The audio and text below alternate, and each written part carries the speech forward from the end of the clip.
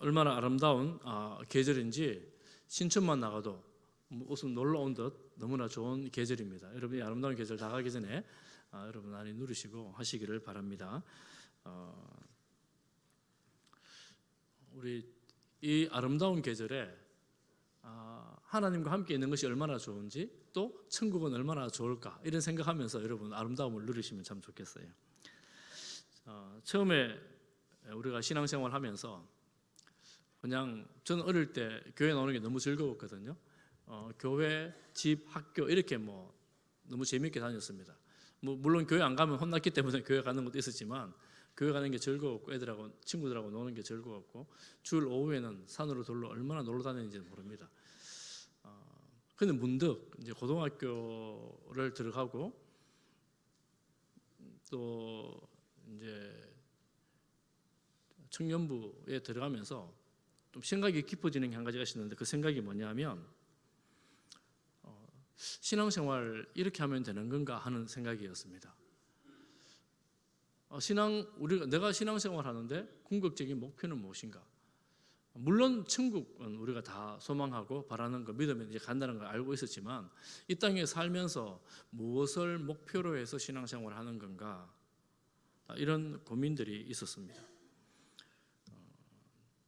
그래서 우리가 어릴 때 가끔 이런 신앙생활을 처음 시작하는 분들도 그런 경향이 없지 않아 있는데, 내가 누구의 본을 따라 신앙생활하면 내가 좀 더 잘할 수 있을까? 눈에 보이면 신앙생활하기가 좀 쉬워지지 않습니까? 그래서 내가 보이는 저분을 좀 닮아가면 좋겠다, 이런 생각을 할 때도 있지요. 이 고민을 하는 게 가만 보니까 정상적인 거예요. 신앙생활하면서 아무런 고민 없이 행복하다, 즐겁다 이렇게 해서 끝까지 하면 좋은데, 한 번쯤 아니고 때로는 여러 번 이런 고민들을 하게 되는 것이 우리의 현실이고, 이 고민을 완전히 떠날 수는 없는 것 같습니다. 그래서 우리가 예수 믿으면서 신앙생활하면서 나는 무엇을 목표로 하는가? 여러분 기도하시잖아요. 또 기도할 때도 한번 하나님께 여쭤보기를 바라고, 오늘 본문에서 우리 신앙생활의 분명한 목표를 가르쳐 줍니다. 그래서 여러분, 내가 무엇을 목표로 해서 신앙생활을 할까 하는 이 질문에 대해서 오늘 확실한 답을 얻고, 또 이 답이 여러분 기도 제목이 되기를 바랍니다. 바울은 이렇게 시작하는데요. 바울은 오늘 본문에 자녀들아 이렇게 부르면서 시작을 합니다. 바울은 결혼을 하지 않은 사람으로 알려져 있습니다. 아니, 결혼하지 않은 사람이 무슨 자녀에 대한 그런 감정이 있겠습니까? 자녀들아 이렇게 말합니다. 그럼 부모의 심정을 잘 모를 수도 있을 텐데, 어쨌거나 그는 가는 곳곳마다 도시들마다 교회를 세웠고, 교회에 모여든 성도들을 향해서 내 자녀들아 이렇게 말했고요. 심지어 디모데에게는 내 아들이다 이렇게 말을 했습니다. 그리고 고린도 교회에 대해서는 아주 특별하게 말하는데, 더 강조해서 말하는데, 고린도 교회는 바울이 보기에 아주 심각한 죄가 너무 많은 교회였어요. 초대 교회였음에도 불구하고 교회가 도저히 하면 안 되는, 일어나서는 안 되는 여러 가지 문제들이 고린도 교회에 너무너무 많아서 책망하는 서신이 고린도 전서인데, 고린도 전서에서 이 성도들을 어떻게 말하느냐 하면 이렇게 말합니다. 내가 너희를 부끄럽게 하려고 이것을 쓰는 것이 아니다. 책망을 하니까 너희 잘못했다고 혼내려고 쓰는 것이 아니다, 이렇게 말하면서 오직 너희를 내 사랑하는 자녀같이 구원하려 하는 것이다. 바울은 내가 복음 전한 너희들 내 자녀다 이렇게 말하는 거예요. 그리고 15절을 보십시오. 15절을 우리 같이 한번 보겠습니다. 시작. 그리스도 안에서 일만 스승이 있어도에 아버지는 많지 아니하니 그리스도 예수 안에서 내가 복음으로써 너희를 낳았습니다. 가보니까 가르치는 교사들, 스승들은 많이 있는데 부모의 마음으로 돌보는 그런 사람들은 많지 않구나. 나는 너희들을 영적으로 낳은 아버지로서 내가 너희를 대한다 이렇게 말합니다. 여러분 부모님들 있잖아요. 특히 어머니들은 자녀를 낳고 임신할 때부터 시작해서 출산할 때까지, 출산 이후까지, 양육하기까지 얼마나 고생이 많으십니까? 정말 고생 수고 많이 하셨잖아요. 자녀들이 그걸 모를 때 더 마음 아프잖아요. 내가 너 때문에 얼마나 고생했는데 모르는 자녀들이 태반입니다. 잘 모릅니다. 부모님도 마음 아프죠.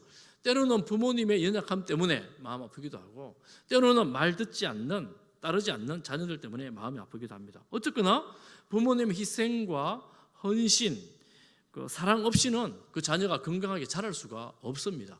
오늘 우리 이 땅의 모든 자녀들은 여러분 싫어하든 좋아하든 여러분 부모님의 희생과 헌신, 사랑으로 오늘 이 자리에 있게 된 것입니다. 그렇지요? 아무도 동의를 안 하시네요. 여러분 혹시 부모님이 손에 안 자랐습니까? 자라지 않았습니까? 지금 바울은 이 교회들을 향해서 내가 자녀같이 해산하는 수고를 하겠다 이렇게 말합니다.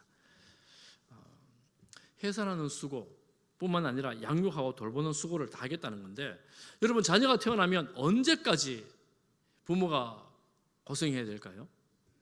자녀가 얼마만큼 자라기까지 고생하고 수고해야 될까요? 태어나면 먹는 것, 입는 것, 애기 태어나니까 씻는 것도 힘들더라고요. 어떻게 씻어야 될지를 모르겠더라고요. 씻는 것, 또 좀 걸어다니면 놀 때에도 눈을 뗄 수가 없어요. 애가 어떻게 될지 모르니까 놀 때조차도 돌봐야 합니다. 온갖 정성으로 돌보는 중에 한 돌이 지나고 두 돌이 지나면 아장아장 긋고 또 말도 엉아리를 하면서 두 돌이 지나고 조금 말을 제법 잘한다 싶으면 재롱도 부리잖아요. 얼마나 예뻐요. 얼마나 귀엽잖아요.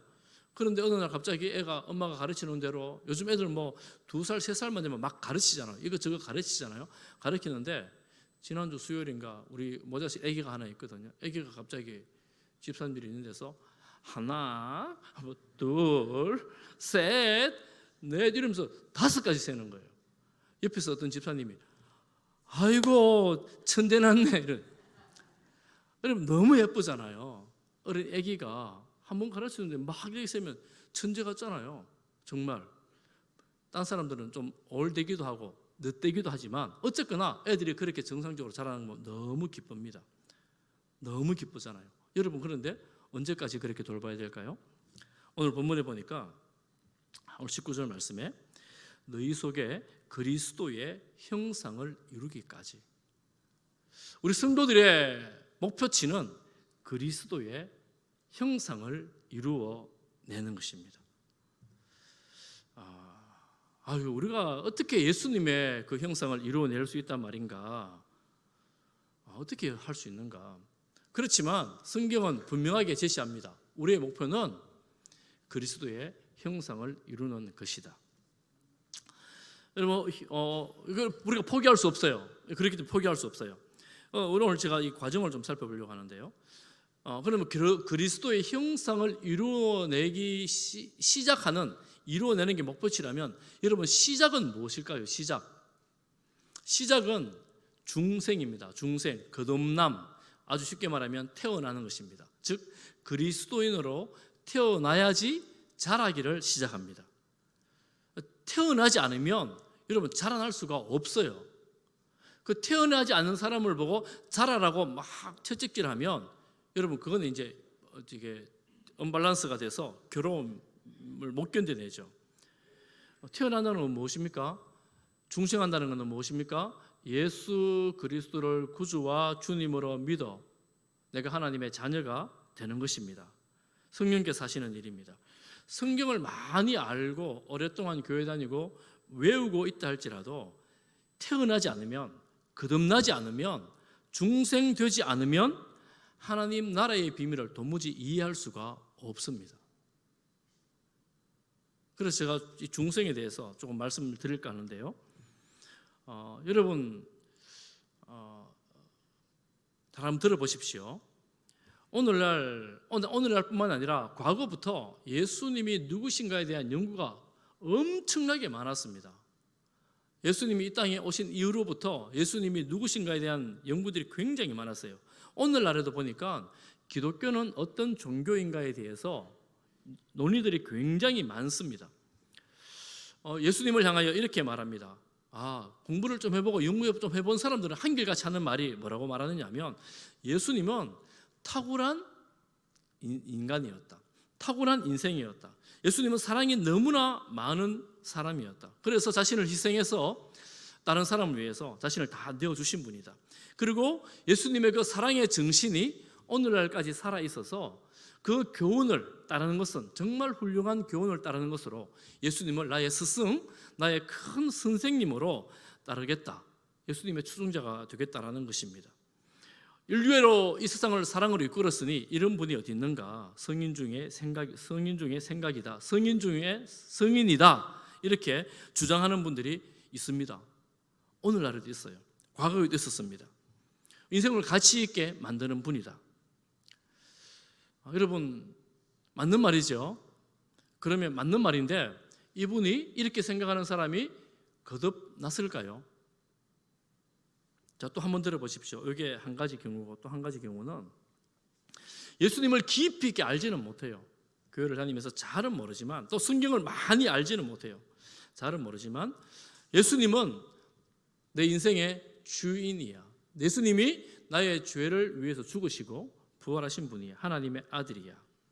나는 예수님을 평생 따를 거야. 이렇게 생각하는 거예요. 여러분, 방금 짧게 말한 이 후자, 전자 후자가 조금 다르다는 건 느끼시겠죠? 그냥 근성으로 들으신 분은 뭐가 다른가 이렇게 생각하겠지만 조금 다른 거를 제가 말씀을 드렸거든요. 구원받은 중생한 거듭난 그리스도인들은 예수님이 나의 선생으로만 아니라 훌륭한 성인으로만 아니라 나를 구원하신 구주, 주인이 되십니다. 아멘.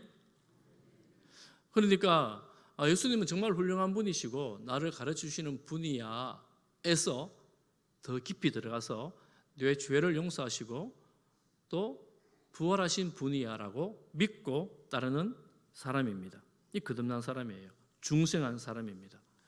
예전에는 저는 우리 교회 모든 성도님들이 거듭난 성도이기를 바라고 또한 믿습니다. 예수님을 구주와 주님으로 믿는 줄을 믿습니다. 믿으셔야 돼요. 예전에는 이 믿음만을 엄청나게 강조했습니다. 왜냐하면 믿으면 천국이거든요. 믿으면 다 천국 가거든요. 틀린 말이 아니에요. 맞는 말이에요. 맞는 말인데 한 가지 간과한 게 있다면 자라나야 된다는 것을 간과했습니다. 다른 말로 하면 어린아이 태어난 그리스도인으로 그래도 괜찮아, 그래 살면 되지라고 간과하고 자라나는 성숙을 강조하지 않았다는 거예요. 성숙을 어떻게 강조할까? 오늘 말씀을 보면서 여러분 한번 생각해 보시기를 바랍니다. 그리고 여러분 마음속에 삶 속에 적용할 수 있기를 바랍니다.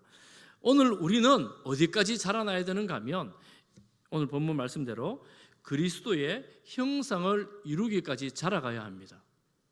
여러분 이 기도를 하지 않았다면 오늘부터 기도하시기를 바랍니다. 주님, 제가 그리스도의 형상을 이루기까지 자라가기를 원합니다. 기도하시기를 바랍니다. 여러분 아기가 태어나면 정말 놀라운 것은 그 아기가 엄마 아빠를 닮았어요. 너무 신기하지 않습니까? 어떻게 엄마 아빠를 닮은 아기가 나오겠어요? 그러면 우리가 예수님의 형상을 이루기까지 예수님을 닮아간다는 것은 예수님의 외모를 닮아가야 된다는 말일까요? 여러분 예수님의 외모를 우리가 어떻게 닮아갈 수 있겠습니까? 사실은 여러분 예수님의 외모하면 누가 생각나세요? 잘생긴 영화 배우가 생각나지 않아요? 제가 전에도 한번 말씀드렸지만 우리나라에서 여러분 영화에서나 드라마에서 본 예수님은 주로 영국에서 만든 영화, 미국에서 만든 영화, 그리고 그 영화에 나오는 주연 예수님은 그 배우들 중에서 가장 잘생긴 배우. 그렇잖아요.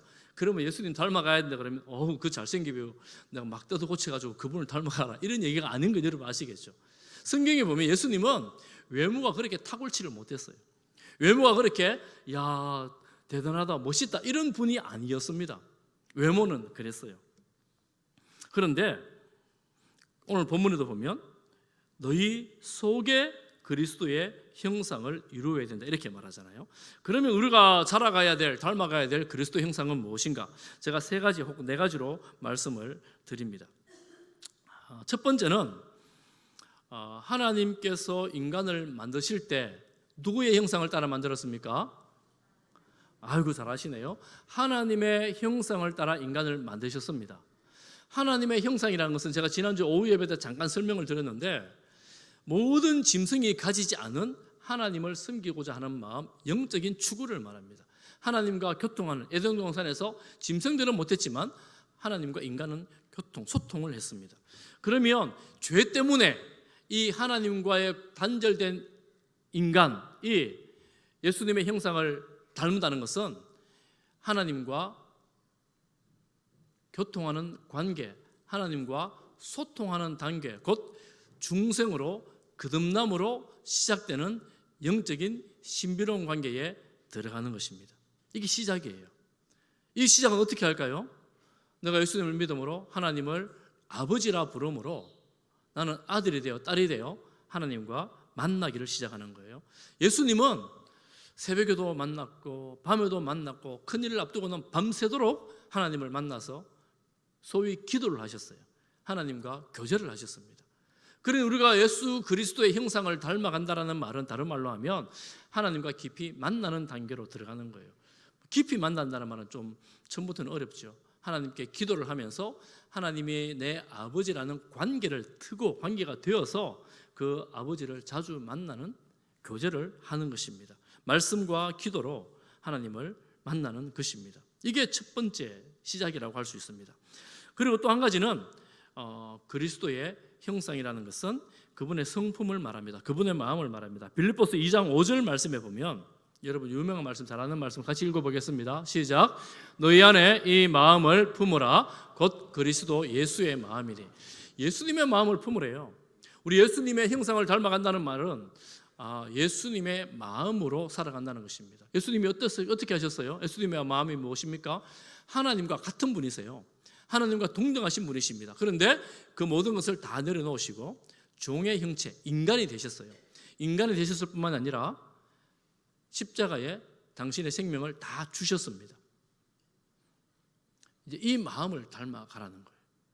그럼 우리가 그리스도인으로서 주님을 닮아간다 할 때 이렇게 낮아지시고 이럴 수 없도록 낮아지시고 순종하신, 전적으로 순종하신 예수님의 모습을 닮아가는 것입니다.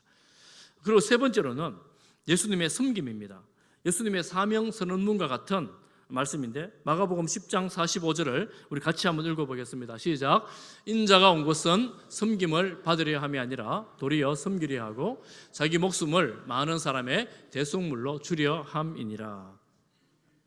예수님이 이 땅에 오신 것은 하나님이시기 때문에 섬김을 받으시는 분이신데, 예수님은 섬김을 받기 위해서 온 게 아니라 오히려 섬기려 하고, 섬김이 뭐예요? 자기의 목숨을 많은 사람의 대속물로 내어주시는 거예요. 당신의 목숨을 모든 사람의 구원을 위해서 주시는 것입니다. 예수님은 마땅히 섬김을 받으실 자리에 올라가십니다. 부활하셔서 올라가시는데 이 땅에 계실 동안은 온전한 섬김으로, 생명을 주신 섬김으로 사셨습니다.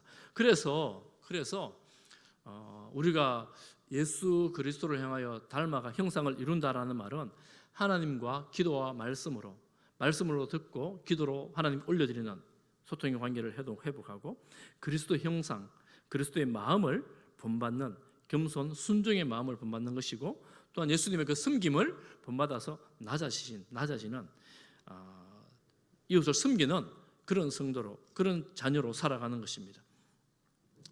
이 섬김이 여러분 쉽지 않잖아요. 그래서 예수님을 따르는 제자들 혹은 예수님을 따르기를 원하는 무리들에게 이렇게 말씀하십니다. 마가복음 8장 34절에 무리와 제자들을 불러 이르시되 누구든지 시작. 누구든지 나를 따라오려거든 자기를 부인하고 자기 십자가를 지고 나를 따를 것이니라. 여러분, 기독교 신앙은 자기를 부인하는 신앙입니다. 근데 욕심과 탐심과 욕망에 대해서 그것을 부인하라 이렇게 말합니다. 자기 십자가를 지라 이렇게 말씀하십니다. 여러분, 십자가는 여러 가지로 해석을 할 수 있지만 십자가는 내가 가까이 가족들을 돌아본다면, 혹은 예수님을 믿지 않는 가족이나 혹은 힘든 가족들이 있을 때 그 가족들을 내가 믿음으로 돌보면서 또 챙기면서 하나님 앞으로 나오기를, 함께 신앙생활하기를 이끌어 가도록 하는 그런 십자가라고도 말할 수가 있습니다. 사회적으로 또한 교회적으로 여러 가지 내게 주어진 그런 사역들, 사명들이라고 할 수가 있습니다. 이거를 치고 예수님을 따라오라 이렇게 말씀을 하십니다. 그리고 주님을 닮아간다, 주님을 닮은 제자가 되겠다, 주님을 따르겠다 하는 이런 표현들은 참 쉽지 않지요. 쉽지 않습니다. 그럼에도 불구하고 바울은 에베소 교회 성도들에게 말합니다. 4장 13절 말씀 우리 다 같이 한번 읽어보겠습니다. 시작. 우리가 다 하나님의 아들을 믿는 것과 아는 일에 하나가 되어 온전한 사람을 이루어 그리스도의 장성한 분량이 충만한 데까지 이르리니. 바울은 교회들마다 선포합니다. 너희들이 그리스도의 장성한 분량에 충만한 데까지 가야 된다. 어떻게요? 하나님의 아들 예수님을 믿는 것과 아는 일이 하나가 되어야 된다. 이렇게 말합니다. 우리는 예수님을 믿는다 말합니다. 예수님을 안다라고 말하는데 이 하나가 되지 않는 것은 일치가 삶의 일치가 되지 않는 거예요. 믿는다 말하는데 하나님과 소통하지 않습니다. 말씀 보거나 하고 기도하러 하나님의 뜻을 구하지 않죠. 마음으로 하나님의 뜻을 주님의 뜻을 따르지 않죠. 또한 섬기는 삶을 피하죠. 섬김을 받으려 하죠. 뭐 이런 거라고 할 수 있습니다. 하나가 된다는 말은 방금 이런 것들에 대해서 주님의 뜻에 내 자신을 내어 드리는 것이라고 말씀을 할 수가 있겠습니다. 우리는 예수님의 장성한 분량에 이렇게 이제 닮아 가야 되는데, 그런데 가만히 보면 예수님의 그 공생의 사역, 예수님은 30세까지는 동생들을 그리고 어머니를 돌보는 가정의 가장으로 목수로 지냈고 30살부터 30살에 이제 집에서 나와서 구주로 메시아로서의 사역을 시작을 해서 3년 6개월 정도를 이 땅에 계셨습니다. 예수님의 공적인 사역의 시간은 3년 6개월이었는데 3년 6개월 사역 이후에 십자가의 예수님이 뭐라고 말씀하셨습니까? 다 이루었다. 다 이루었다 이렇게 말씀하십니다. 여러분 한 가지 어떤 일을 이루어 나가는데 3년 6개월 하고 나서 내가 이거 다 끝냈다 이렇게 말하기가 쉽겠습니까? 큰일이면 큰일일수록, 큰 꿈을 꾸면 꿀수록 시간이 많이 필요하고 노력도 많이 필요하고 힘든 일도 더 많이 겪어야 되는데 예수님은 인류를 구원하시는 이 사역에 3년 6개월을 사용하셨습니다. 그리고 다 이루셨어요. 그리고 우리는 그 3년 6개월을 이루신 주님을 닮아가야 된다라고 성경은 말씀하고 있습니다. 이거 참 우리가 예수님이 아니기 때문에 이룰 수 없는 지경이 아닌가 이렇게 생각할 수 있습니다. 여러분 조금만 더 보겠습니다. 이렇게 자라난 사람은 어떤 특징을 가지는가? 에베소서 4장 14절, 13절에 이어지는 14절을 보시면 그렇게 자라난 사람은 어떻게 되는가 하면 여러분 성경을 한번 보십시오. 이는 우리가 이제부터 어린 아이가 되지 아니하여. 여러분 내가 예수님 믿고 나서 계속 어린 아이에 머물러 살겠다고 생각하는 것은 하나님을 잘 모르는 것이고 성경을 잘 모르는 거라고 할 수가 있습니다. 내 어린 아이의 특징이 뭐예요? 사람 유혹하면 속 빠져나갑니다. 속이면 잘 속습니다. 사탕 하나에 속아 넘어가고 또 달콤한 말 한마디에 넘어가는 것이 어린 아이들입니다. 그리고 세상에 여러 가지 교훈들이 많이 있고 세상에 여러 가지 가르침들이 많이 있습니다. 여러분 지금도 많아요. 이렇게 하면 돈을 번다, 저렇게 하면 성공한다, 이렇게 살아라. 여러분 너무너무 많습니다. 그런데 한 번은 이렇게 쭉 따라갔다가 한 번은 이렇게 쭉 따라갔다가 늘 흔들리는 거예요. 내가 무엇을 따라가야 될지 잘 모르는 거예요. 그런데 그렇다 보니까 정말 안타까운 것은 모태신앙으로 수십 년 신앙생활을 했는데 이단이 와서 이렇게 조금조금 꼬이면서 친절하게 잘해주니까 속 넘어가는 거예요. 교회에서는 한 번도 못 들어본 말씀이다 그러면서 여러분 30년, 40년을 신앙생활을 했는데 교회에서 한 번도 못 들어본 말씀이라고 하면 그걸 의심해야 되는데 그렇잖아요. 여러분 예배를 드리고 설교를 얼마나 많이 들었습니까? 그런데 그렇게 듣고 배웠는데 그거 아닌 다른 말을 가지고 이게 진리라고 말하면 그거 의심해야 되는 거 아니겠어요? 그런데 그게 속 넘어가서 이단에 빠지는 거예요. 흔들리는 거예요. 왜냐? 어린아이 그리스도인에 머물러 있기 때문에. 어린아이 세상 유혹에 넘어가는 거예요. 세상에서 좋다 하면 이게 좋다 하면 일로 다 끌려가는 거예요. 이게 좋다 하면 일로 끌려가는 거예요. 이 시루에 흔들려가지고 흔들흔들 이렇게 살아가는 거예요. 중심이 없는 겁니다. 그래서 개인적으로 성숙한 성도들은 어떤 성도들이냐? 흔들리지 않는 성도들입니다. 누가 뭐라 해도 하나님이 내 중심이고 예수님이 내 중심이고 하나님의 말씀이 내 중심이 있기 때문에 흔들리지 않는 성도들입니다. 여러분, 흔들리지 마시기를 바랍니다. 이게 너무나 중요하죠. 하나님의 말씀을 중심으로 해서 성실하고 충실하게 주님을 따라가는 것입니다. 이게 첫 번째 개인적인 성장해 나가는 결과이고, 두 번째로는 공동체적인 것입니다. 에베소서 4장 15절과 16절 말씀인데 우리 다 같이 한번 읽어보겠습니다. 시작. 오직 사랑 안에서 참된 것을 하여 범사에 그에게까지 자랄지라. 그는 머리니 곧 그리스도라. 16절. 그에게서 온 몸이 각 마디를 통하여 도움을 받음으로 연결되고 결합되어 각 지체의 분량대로 역사하여 그 몸을 자라게 하며 사랑 안에서 스스로 세우느니라. 여러분, 이 말씀을 보면 우리의 신앙이라는 것이 그리스도를 닮아가는 것, 그리스도의 형상을 이루는 것은 지극히 개인적인 것이라 할 수 있습니다. 개인적인 신앙이 자라가면 흔들리지 않습니다. 사람의 말이나 세상 시루에 흔들리지 않습니다. 그럼 이게 개인적인 걸로 끝나느냐? 그렇지 않습니다. 우리의 신앙은 반드시 교회를 통해 자라나갑니다. 그래서 나 혼자만 잘 믿고 잘 지내면 되지라는 게 잘못된 가르침입니다. 우리 성도들은 혼자만 잘 믿고 잘 사는 신앙이 공동체를 통하여 드러나지 않으면 그게 잘 믿는 신앙이 아니라는 것을 우리가 좀 아셔야 돼요. 오늘 본문 말씀에 예수님은 머리고 성도들은 지체들입니다. 그러니까 머리와 연결된 성도라면, 예수님과 연결된 성도라면 누구나 할 것 없이 전부 다가 지체로 다 연결되어 있습니다. 우리 성도들은 다 연결되어 있어요. 내가 싫든 좋든 사랑하든 미워하든 다 연결되어 있어요. 나는 연결 안 되어 있어. 부인해도 소용이 없어요. 주님 보시기엔 다 연결되어 있어요. 예수님 연결되어 있으면 다 연결되어 있어요. 그런데 이 연결된 성도들이 자라난 사람은 어떻게 자라났느냐? 온 몸이 각자 연결되어 있어서 서로 도움을 받음으로 결합이 되어집니다. 그리고 각자가 맡아진 분량대로 일을 하고 사역을 합니다. 손은 손대로 발은 발대로, 보이지 않는 장기들은 장기가 제가 할 일을 열심히 하는 거예요. 어떻게 해요? 이렇게 함께 자라는데 어떻게 뭐 안에서? 사랑 안에서. 그래서 공동체가 건강하게 자라게 하는 궁극적 비결은 사랑 안에서 함께 자라는 거예요. 사랑 안에서. 그러니까 사랑이 많은 공동체는 건강한 공동체가 돼요. 또 어떤 지체는 내가 맡겨진 역할을 너무 잘해가지고 이 일들을 크게 활성화시킬 수 있는데 다른 지체가 잘 자라지 못하면, 건강하지 않으면 비난할 수 있지만 건강하면 야 우리도 함께 잘 자라가자라고 서로 도우면서 협력하면서 세워 나가는 것입니다. 할렐루야. 저는 우리 교회가 그런 교회가 되기를 소망합니다. 그래서 연말에 지금 이제 12월 달 지나면 연말인데 내년도 사역을 지금 우리 부지런히 준비하고 생각을 하고 있어요.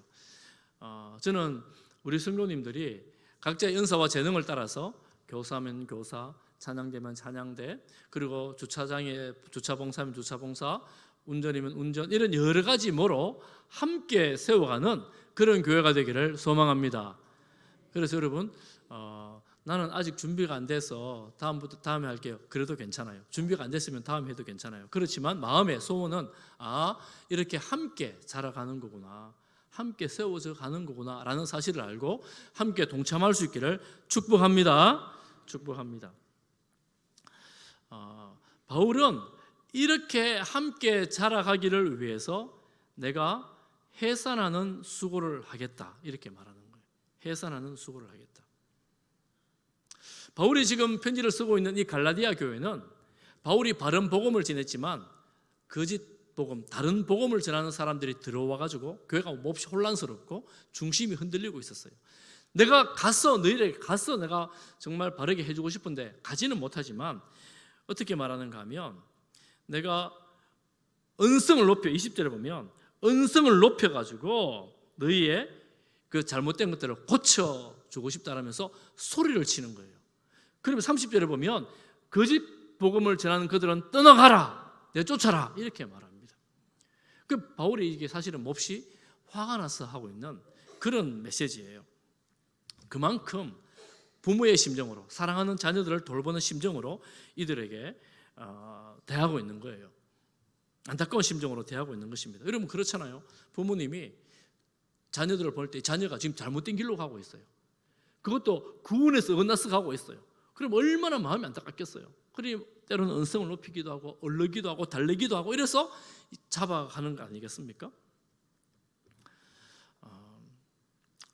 우리가 부모님의 심정으로 우리 주변을 돌볼 수만 있으면 참 좋겠는데, 바울은 이렇게 말합니다. 12절 말씀, 우리가 전에 몇 주 전에 보았던 말씀, 이 성도들을 보면서 너희들이 12절 말씀에 보면 나와 같이 되기를 구하노라 이렇게 말합니다. 모델이 없으니까 어떻게 해야 될지를 모르는 그들에게 나를 닮아라 이렇게 말하는 거예요. 바울이 너무 거만한 거 아닌가? 어떻게 자기 자신을 닮아라 그럴 수 있을까? 다른 성경 구절 그때 말씀드린 것처럼 나는 예수님 형상 닮기로 작정했고 거기를 따라가기로 작정하고 따라가는 사람이니까 너희들 나를 닮아라 이렇게 말하고 있습니다. 나를 닮아라. 너무나 어렵지만 부모님들이 아이고 이 아이가 나만큼만이라도 되면 좋겠다 이런 심정이 가끔 들지를 않고 결론을 못 내리겠네요. 그런 부모님들 있잖아요. 아유, 아이가 정말 내가 열심히 할 때처럼 좀 열심히 했으면 좋겠다 이런 마음 들 때 있잖아요. 우리가 예수님 마음으로 생각하고 예수님 마음으로 말하고 예수님 마음으로 행동할 수 있기를 축복합니다. 이런 성도로 살아갈 때 우리 자녀들을 보면서 우리 함께 예수님 닮아가자 이럴 수 있지 않겠습니까? 제가 두 가지 질문을 하면서 말씀을 마무리하려고 합니다.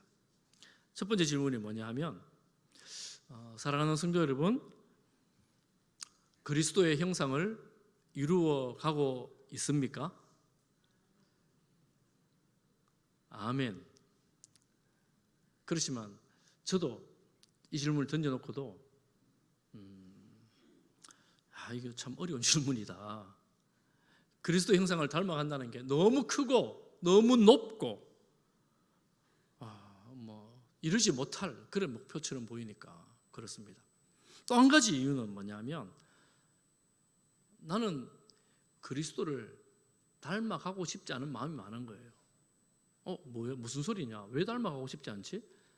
이 땅에서 좋은 게 너무 많은 거예요. 내가 즐기고 싶은 게 너무 많은 거예요. 내가 주님 닮아가면 이 세상에 좋은 거 다 놓쳐버리는 거 아닌가 이런 생각이 드는 거예요. 너무 높아서 이루지를 못하기도 하지만 때로는 내 욕심 때문에 내가 주님 닮아가기를 원치 않는 것 아닌가 이런 생각이 드는 거예요. 그렇지만 여러분 생각해 보십시오. 아이가 자라지 않으면 너무너무 안타까운 일이잖아요. 우리가 영적으로 태어났다면 자라날 때에 그 개인이나 주변이나 가족들에게 기쁨이 되고 하나님께 영광이 되지요. 우리가 자라나야 된다는 사실을 여러분 꼭 기억하고, 잘 힘들지만 내가 주님 닮기 원합니다. 여러분 평생의 기도 제목 되시기를 축복합니다. 평생의 기도 제목이에요. 그렇게 기도할 때 주님 내 믿음 약한 것을 도와주십시오 기도할 때 나는 약하지만 성령께서 도와주실 것입니다. 성령께서 도와주십니다. 그래서 주님 도와주십시오. 기도할 때 성령의 열매를 맺어 나는 감히 생각지도 못했는데 하나님께서 내 안에 역사하시는 놀라운 일들을 경험하게 되지요. 또 두 번째 질문입니다. 이 질문은 지금 바울의 입장에서 드리는 질문이에요. 여러분은 누군가가 그리스도의 형상을 닮아가기까지 해산하는 수고를 하시겠습니까? 질문의 내용을 아시겠지요? 제가 한 번 더 해볼게요. 다시 말씀드릴게요. 지금 우리는 내 옆에 있는 누군가가 그리스도의 형상을 이루기까지, 닮아가기까지 해산하는 수고를 감당하시겠습니까? 그럼 고민되죠. 아이고, 나도 지금 내 아까림도 못하는데 지금 남 신경 쓸 데가 어디 있다고 지금 남을 신경 써노. 나도 지금 이 모양인데, 이런 생각이 들 때가 있잖아요. 그렇지만 여러분, 어린아이가 있어요. 어린아이를 돌보는 사람은 누구입니까? 부모님이죠. 그리고 어린아이를 돌보는 사람은 걔 형이나 걔 누나나 오빠나 걔보다 큰 아이가 걔를 돌볼 수가 있어요. 저는 우리 교회가 내 옆에를, 내 주변을 돌아보면서 내가 어린아이라고 생각했는, 나도 아직 어리다고, 내 거가 썩자라고 생각했는데, 혹시라도 주변에 나보다 어린아이가 있다면, 영적으로 아직 걷지도 못하고 방황하고 있는 그런 성도들이 있다면, 아, 내가 저 성도를, 나도 어리지만 내가 좀 도울 수 있겠다라는 것이 눈에 보여지기를 축복합니다. 보여지는 게 복이에요. 안 보이거든요. 왜냐하면 아직 내가 너무 어리면 아기는 내 필요밖에 모르거든요. 먹고 사고 자고 하는 애가 뭘 보겠어요. 그럼 옆에서 부지런히 돌봐줘야 되잖아요. 먹고 사고 잠만 자는 애기 보고 너 이거 해라 저거 해라 이럴 수는 없잖아요. 그러니 먹고 사고 잠만 자는 것에서 해결된 사람들은 그런 사람들을 돌보는 일을 할 수가 있게 되는 것입니다. 그래서 이렇게 보면 우리가 영적인, 나는 어리다고 생각했는데 어느 순간 이런저런 사람들을 돌보는 어른의 삶을 살아가고 있는 거예요. 누가 어른입니까? 돌볼 줄 아는 사람이 어른입니다. 사람을 도와줄 수 있는 사람이 어른입니다. 그러니 우리가 예수 그리스도의 장성한 분량이 충만한데 이르기까지 예수 그리스도의 형상을 닮아가는 그 사람은 남을 돌보는, 공동체를 돌보는 그런 자리에 이르는 것입니다. 우리 교회가 그런 어른들이 많아지기를 소망하며 축복합니다. 그래서 여러분 옆에 주변에서 돌봐야 될 사람들이 보여지고 그들을 위해서 해산하는 수고 너무 과하고요. 그렇게까지 해산하는 수고까지 그저 도움이 좀 필요하구나 연락이 있어서 위로해주고 밥을 또 한번 사주고 또 만나서 격려도 해주고 이런 정도의 일만 해도 여러분 그 형제가 위로를 받고 교회 안에서 힘을 얻고 함께 신앙생활을 할 수 있지 않겠습니까? 저는 우리가 그런 믿음으로 주변을 돌아볼 수 있는, 그래서 열매 맺는 우리 추수감사주일 앞두고 추수하는 그런 교회가 되기를 바랍니다. 주님의 마음을 본받는 것, 주님의 뜻대로 자라가는 것, 이것이 우리의 영광입니다. 다 같이 자리에서 일어나시겠습니다. 찬송가 400